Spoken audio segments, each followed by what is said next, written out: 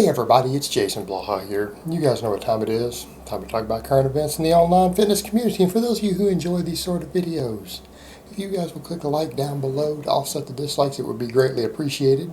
But on to the topic at hand. I came across a video by Athlean-X, aka Jeff Cavalier, aka Curling-X, in which he addressed one of the real myths that's out there, that lifting weights stunts your growth.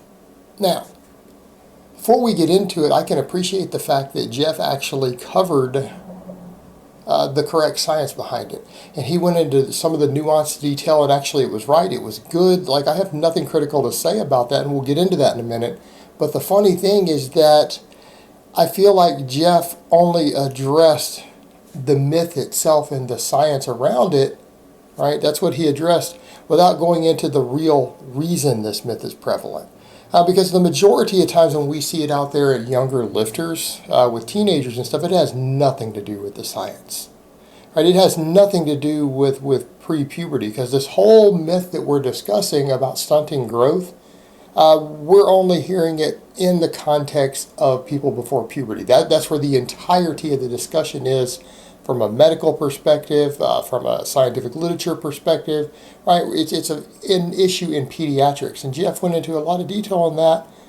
But is anybody who's 10 years old sitting there on lifting forums? Is anyone who's 10 years old having these discussions?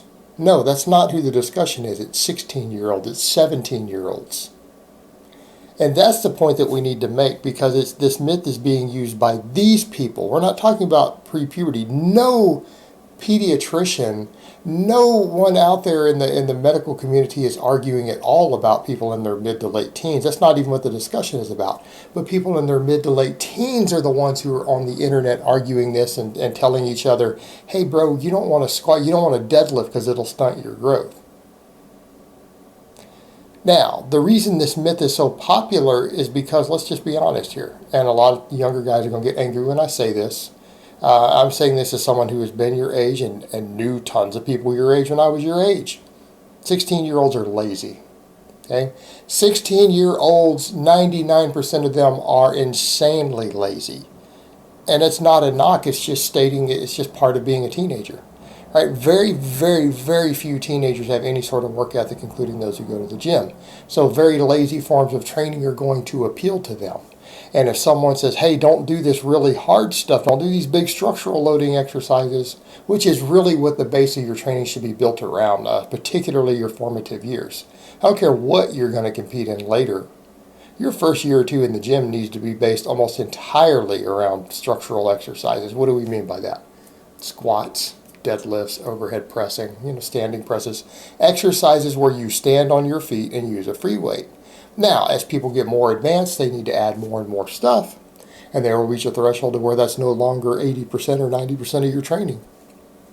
All right, it might reach a threshold to where it's only 20 or 30% of your training at some point in the future as a really advanced lifter. Building your base, it needs to be. And what we need to discuss in context of that is the fact that if you're talking about height, let's come over to a point Jeff made. Jeff was talking about the sort of injuries there as far as preventative maintenance. And he said, the sort of injuries that we see that damages the ephyseal plates, it stunts growth. And we're talking about when you're 10 years old, guys. All right, we're talking about when you're 10 years old. We're not talking about when you're 17. How about before puberty? Before puberty. That actually, technically, some of these structural loading exercises could offer protective benefits, because you're building the structures of the muscle and the connective tissue and everything else near the ends of these bones, right? And if you're doing that, hypothetically, it could have a protective benefit. So let's come over to the teenagers who say, well, I don't want to do it, I'm scared it'll stunt my growth. It gives you protective benefit, because you want to know where you're going to get those injuries that are going to stunt the last inch or two of your growth out on the football field. Or as he pointed out, jumping, basketball players. You get hit hard and fall down on the basketball court. You get hit out on the playing field. right? Those crushing impact blows. That's what could damage those plates, that soft tissue near the end. That's what could damage your bones. And if you have bones like that that break before you're done growing, which in men doesn't stop till you're 21. So a lot of you guys who are like 18 now, you might squeeze another inch out. You might squeeze out 1 more inch before you're 21. You're not going to gain 5 more inches, but you might gain another inch of height. So, you know, if you're 5'11" now, you might reach that 6 foot if you facilitate good bone health. It might be, as long as nothing happens to interfere with it. Well, that training can offer protective benefits against those injuries. And the same thing when we talk about bone health. I mean, what is it that we're doing with lifting? What is the single best thing you can possibly do for bone health? Heavy structural loading exercises. And it doesn't occur with high reps. It occurs under heavy weight. And this is one of the problems that's been pointed out with a lot of the really high rep hypertrophy training that some people want to focus on. It doesn't give you the bone density benefits that heavy lifting does. Even if in theory it could give you equal hypertrophy, that's not equal benefit. Because do we train just for our muscles? Hopefully nobody but a professional bodybuilder does. Literally, hopefully there's not a single human being on the face of the earth who is going to the gym and training purely for their muscles. You need to care about your joints. You need to care about your bones. We train to improve our bone health, our joint health, and proper resistance training, proper heavy resistance training doesn't just build the soft tissue of the musculature.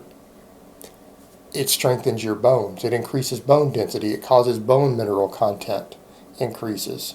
Well, if your bones are getting longer because you're growing still, don't you think activity that facilitates improved bone health and it causes your body to automatically store more minerals into your bones, which is what's going to be used to make them longer in the long term? Yeah. But we also train for our joints. We train for our tendons, not just our muscles. Right? These things are important. There's a reason a lot of these bodybuilders who might look good have terrible range of motion, terrible mobility. They're prone to injury. Okay? They're not in shape in spite of their body composition. Because your joints matter. We should be training the joints. Like you hear that one guy, that moron Gallant, who's like, train the muscles, not the joints. That's really stupid. You need to be training your joints. But the same thing, come over, we need to be training our bones. Bone health matters. Avoiding the big structural exercises with heavy weight isn't doing you any favors as far as bone health and bone density goes. All right, we need to be doing these things.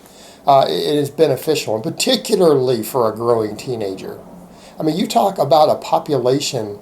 What were the two populations you would benefit the most? So we're not powerlifters. Okay, we're not talking about powerlifters. What demographic populations would benefit the most from these structural loading exercises? How about growing teenagers?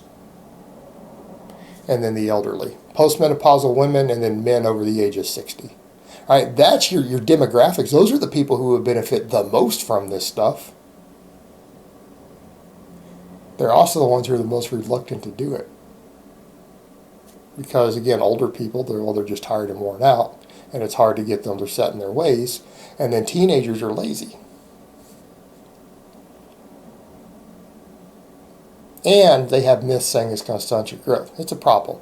Now, what he did point out, and another thing, and I think it was good, it was a very positive thing that Jeff said in the video regarding pediatrics and lifting. He's like, oh, it's true. The reason you don't really want to do it is not really about injury, because done correctly, it's so low and has protective benefits.